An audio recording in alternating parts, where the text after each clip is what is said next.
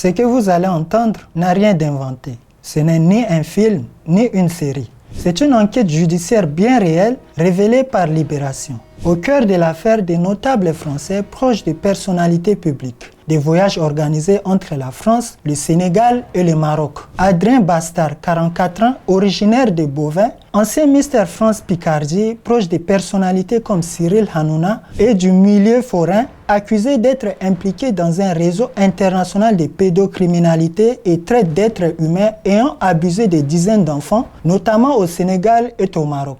En avril, il est arrêté et incarcéré, soupçonné d'avoir eu un rôle dans un réseau international sordide.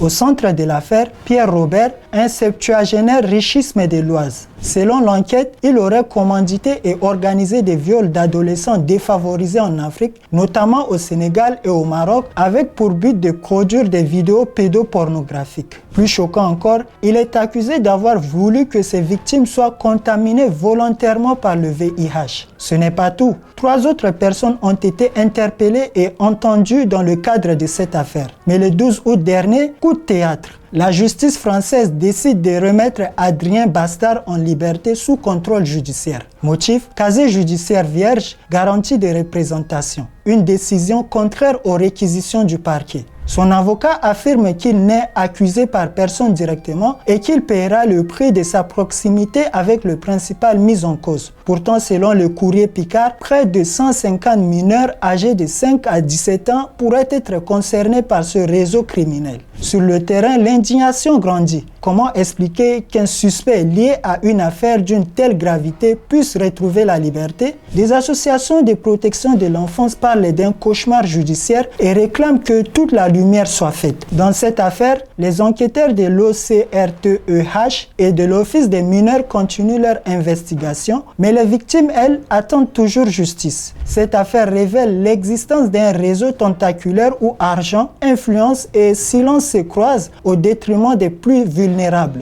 les enfants. Ce qui interpelle davantage, c'est qu'en France, le débat public met souvent en avant la délinquance des jeunes des quartiers, sous-entendu des Maghrébins et des Noirs, alors même que ce discours fait abstraction, délibérément ou non, du fait que les crimes graves sont le plus souvent commis par des Français dits des souches. Alors la question reste entière. La justice sera-t-elle assez forte pour briser ce système?